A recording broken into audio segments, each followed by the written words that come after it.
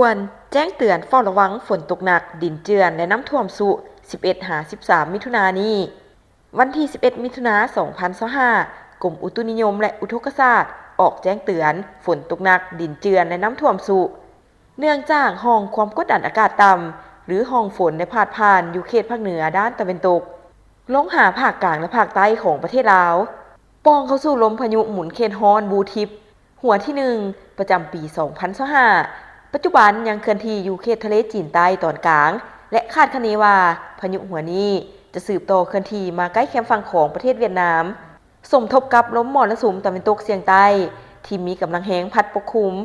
ซึ่งจะเห็นให้มีฝนตกฟ้าร้องฟ้าเหลื่อมในระดับคอยหาปานกลางเป็นบริเวณกว้างและจะมีฝนตกหนักพร้อมมีลมพัดแรงอยู่บางท้องถิ่นในระยะวันที่11หาวันที่13 มิถุนายน 2025นี้แขวงภาคเหนือภาคกลางและภาคใต้จะมีฝนตกฟ้าร้องฟ้าเหลื่อมในระดับคอยเป็นบริเวณกว้างและตกปานกลางหาตกหนักเช่นแขวงบ่อแก้วหลวงน้ำทาเสียงขวางอุดมไซหลวงพระบางไสยบุรีเวียงจันทน์ไซสมบูรณ์บ่อดิคำไซคำมวนสวรรณเขตจำปาสักสารวันเสกองและอัตตปือโดยเฉพาะอยู่บางท้องถิ่นแขวงไสยบุรีจะเกิดมีดินเจือนและน้ำท่วมสุสำหรับแขวงจำปาสักและอัตตปือจะเกิดมีดินเจือนนครหลวงเวียงจันทน์จะมีฝนตกฟ้าร้องฟ้าเหลื่อมในระดับคอยหาปานกลางอยู่ทั่วไปและตกหนักเพราะมีลมพัดแรงเป็นบางโอกาส